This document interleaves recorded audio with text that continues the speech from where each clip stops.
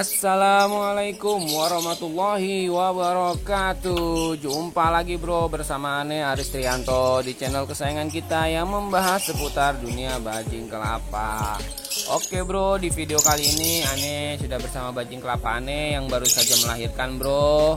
Dan setelah bajing Ane melahirkan itu, banyak dari teman-teman itu yang bertanya seputar bajing yang melahirkan, baik masa hamilnya, baik pada saat proses kelahirannya, baik pada proses perkawinannya, ataupun pada proses menyusuinya. Nah, karena banyak pertanyaan tersebut, Ane juga nggak bisa balas satu persatu di kolom komentar karena mungkin terlalu banyak dari teman-teman yang balas. Mungkin the next Ane akan bikin video terkait pertanyaan teman-teman itu, dan Ane akan bikin videonya. Jadi ketika teman-teman bertanya itu, Ane akan bikin jawaban melalui video. Nah, dan untuk video kali ini spesial untuk membahas masalah bajing kelapa yang lahiran, bajing kelapa yang lagi hamil, bajing kelapa yang lagi menyusui ataupun lagi perkawinan. Itu Ane akan bahas di video kali ini bro. Jadi videonya ini, klipnya ini hanya pemanis saja bro, buat kalian-kalian yang sekiranya pengen tahu kabar bajing kelapa Ane saat melahirkan dan apa aja yang dilakukan di dalam gelodoknya. Seperti ini aja bro, dia cuma ngelonin anaknya. Oke bro, tanpa banyak basa-basi lagi, mari kita langsung ke topik pembicaraannya. Tapi sebelum itu kita intro dulu bro. Cikidau, cikidau, cikidau.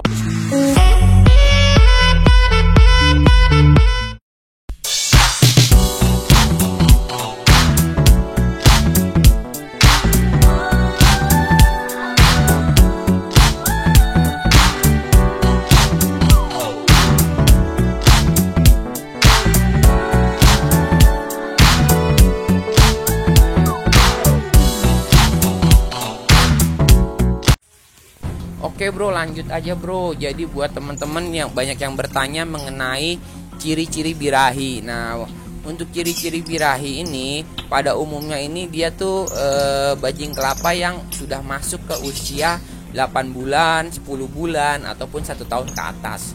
Oke lah, kita pukul rata aja, kira-kira tuh bajing kelapa yang masuk usia birahi itu sekitar 1 tahun ke atas bro. Karena dari segi reproduksinya dia bener-bener udah mateng. Nah, untuk jantan sendiri karakteristiknya bagaimana bang? Jadi kalau untuk jantan itu biasanya dari biji kelaminnya itu dia membesar, dan si bajing kelapa ini sering ngeluarin suara-suara seperti itu. Jadi si bajing kelapa ini, si jantan ini juga lebih aktif nanti. Nah, dan untuk si betinanya itu dia tuh kelaminnya ada pembesaran. Jadi si kelaminnya ini seperti membengkak dan berwarna agak kemerah-merahan. Nah, biasanya kan kalau untuk warna standar itu kan hitam gitu ya. Tapi kalau ketika bajing betina ini birahi, dia tuh kelaminnya agak membengkak dan kemerah-merahan. Seperti itu bro, itu untuk ciri-ciri si jantan dan si betinanya. Lalu untuk pertanyaan kedua juga yang sering ditanyakan itu proses perkawinannya.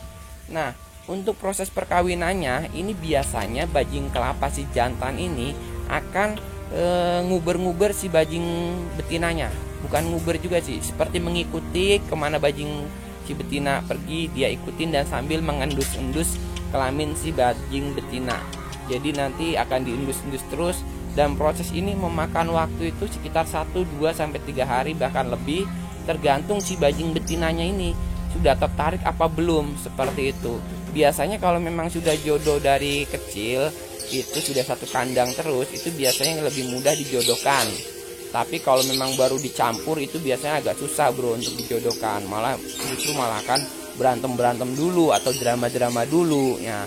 Tapi ketika proses perkawinan itu nanti si bajing kelapa jantan ini akan terus mengejar si bajing betina sambil mengeluarkan suara-suara untuk menarik si betinanya, dan terjadilah sebuah perkawinan di hari kesekiannya mungkin. Dan ini nggak bisa diprediksi 1 atau 2 hari, bahkan bisa nyampe 3 hari proses PDKT-nya dan terjadi perkawinannya. Seperti itu bro. Lalu yang sering ditanyakan ketiga itu adalah mengenai proses kehamilan. Nah, untuk proses kehamilan itu bajing kelapa itu pada umumnya memakan waktu sekitar 40 harian atau sebulan lebih bro. Nah, buat teman-teman yang sekiranya bajing kelapa memang sudah diperkirakan hamil, itu juga nanti akan keciri dari mana? Keciri itu dari kebiasaan-kebiasaannya, keciri dari perubahan fisiknya itu akan kelihatan. Biasanya bajing kelapa yang sedang hamil itu dia tuh akan lebih malas. Ini yang udah hamil besar ya biasanya. Tapi kalau misalnya masih hamil kecil itu masih belum kelihatan. Nah, nanti dilihat bagian perutnya itu cirinya seperti apa, Bang. Dia tuh akan lebih membesar, dan bedanya dengan obesitas itu dia akan bulat gitu, akan lebih bulat. Badannya itu lebih bulat. Dan dia akan terbelah di bagian perutnya itu kayak lebih melebar gitu kulitnya. Akan ada terlihat belahan-belahan kulit seperti itu. Bukan terbelah ya, Bro. Maksudnya ada motif seperti straight mark gitu yang membesar.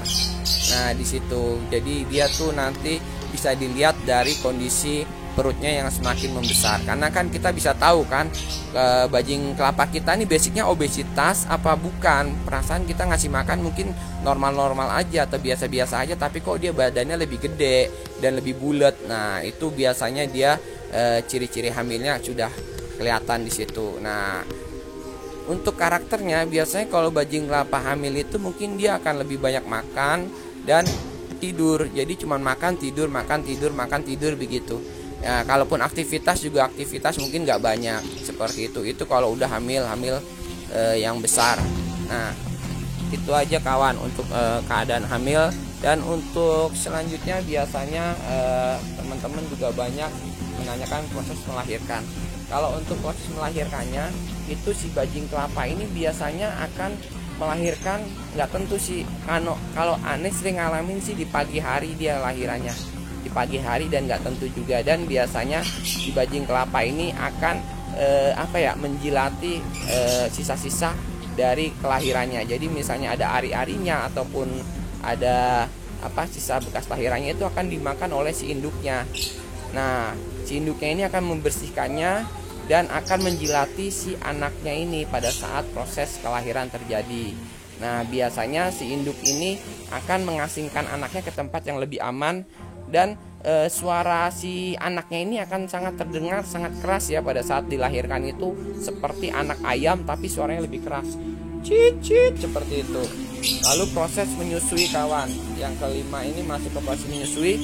Si bajing kelapa ini akan menyusui anaknya. Nah, dia ini akan menyusui sampai sekitar usia 1 bulan lebih seminggu atau lebih 2 minggu biasanya. Nah, selama proses menyusui itu kalian ini harus pisahkan sejak ketika dia lahir. Jadi kan dia lahir, terus kalian pisahkan supaya si bajing kelapa ini bisa fokus menyusui tanpa diganggu oleh si jantannya. Yang aneh maksud pisahkan itu, pisahkan dari si jantan. Jadi si bajing betina ini biar fokus menyusui anaknya saja supaya tidak diganggu si jantan. Karena kan si jantan suka kadang masuk ke gelodok atau mengganggu si bajing anaknya ini. Nah, si betinanya ini jadi terganggu. Seperti itu, Bro. Dan untuk birahi lanjutan, Bro, pertanyaan ke-6, birahi lanjutan ini biasanya akan terjadi setelah 3 bulan kelahiran. Nah, habis 3 bulan kelahiran itu dia si bajing betina ini akan birahi lanjutan dan bisa untuk hamil selanjutnya. Seperti itu, Bro. Itu aja akhir kata saya ucapkan wassalamualaikum warahmatullahi wabarakatuh.